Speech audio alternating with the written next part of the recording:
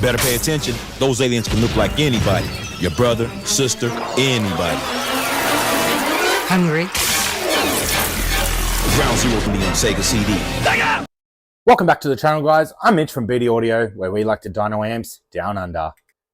Today on the channel, I have an absolute monster of an amplifier. This is a 4-channel, and let's just say it's kind of large.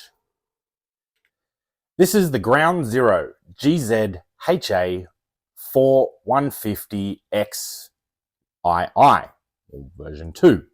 This is a 4-channel, and this is their hydrogen range. And when I say this amplifier is a monster, it is. It weighs close to 3 kilos. It is 400 mil or 16 inches,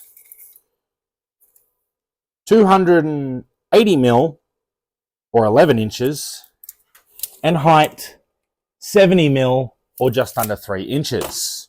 So it is a very big amp for a 4-channel. But I guess back in the day, it kind of needed to be to make the power ratings that it's expecting. Now this one is actually rated, or CEA 2006 rated. So it's rated 130 watts times 4 at 1% at 4 ohm. And at 10%, it's rated 160 watts. It's then rated 200 watts with 1% at 2 ohm and 250 watts at 10% at 2 ohm. And then when it's bridged, it's meant to do 400 RMS with 1% and 500 RMS at 10% at 4 ohm bridged. On this side of the amplifier, you'll have your speaker terminals. Channel 1, 2, 3, and 4, all top and bottom. As I said, I'm not a huge fan of these particular setups. I would have rather 1, 2, 3, and 4, purely because if you're trying to get a wiring done neatly, you actually have to cut the bottom channel or the bottom wire shorter than the top one. So you will actually have staggered wires. You also have 4-gauge inputs, which unfortunately they do not take an input such as this one. So this is 4-gauge from 0-gauge. So we will be limited on the amount of power cable we can get in this. And you also have 2 40 amp fuses. And again, everyone gives me shit about this, but as a newbie dumb math, it's around 800 RMS minus efficiency. On this side of the amplifier, you do have a fair bit going on. You have a power light over here, and I would like to point out your protect light is over on the other side, which is quite odd. You then have mode, which is full, high, low. You have a high pass from 40 to 3K. You have a gain. You have your line in, your line out, and your inputs. I actually have just noticed that there is a broken RCA in there, so I'll have to get that out before I test. You have your gain, your high pass, your low pass, and your phase shift on your channel 3 and 4. So channel 1 and 2 would be your speakers. Channel 3 and 4 would be for your sub.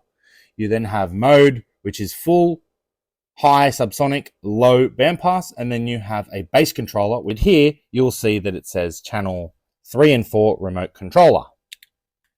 I guess there's nothing left to do. Let's strap this big Bertha up to the amp dyno and see what kind of big power it makes. All right, guys, here we go. First test.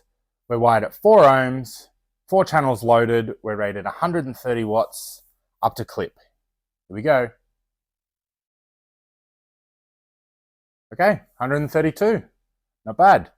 So now it actually gives me a rating for a full send, or up to 10%, which is what we test. Here we go. Full sending. Oh yeah, we got there. 171, not bad. Over 4 channels, that's quite impressive. Okay, we're on to the 2 ohm, 4 channels loaded. We're rated 200 watts up to clip. Here we go. Ooh, we almost got there. 199. Not bad. I'll call that a pass. Now it's also rated 250 at 10% clip. Let's see what it's got. I definitely say it's got 250, 295. Very good job. All right, here's the final test. We're wired back at 4 ohms, but we're bridged. We're rated 400 watts times 2 at 1%. Here we go.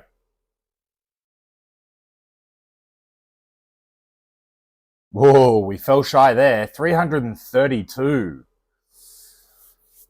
Not that good. All right, let's clear the score. And then we're rated 500 at 10% clip. We might get it, we might not.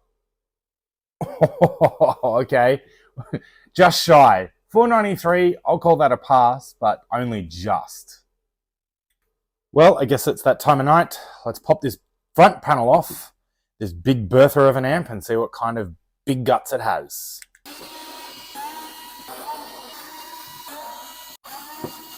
All right, here we go. We're going to break that factory seal. Oh, yep, it's definitely stuck on. And, whoop, got an LED. There we go. Kind of looks like the cadence. Let me set this up and we'll give you a closer look.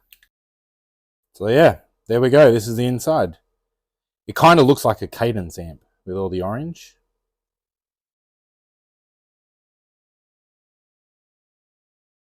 Well, I hope you enjoyed that, guys. It's interesting to see these big amps make average power. I was actually expecting, for the size that this amp was, that it was going to make a lot more than it really did. But at least it made pretty much rated. So if you do like what we do on this channel, make sure you hit that subscribe button, ring the bell for notifications. And as always, guys, thanks for tuning in. This is Mitch from BD Audio, where we like to dyno amps down under. I'm tuning out. See ya!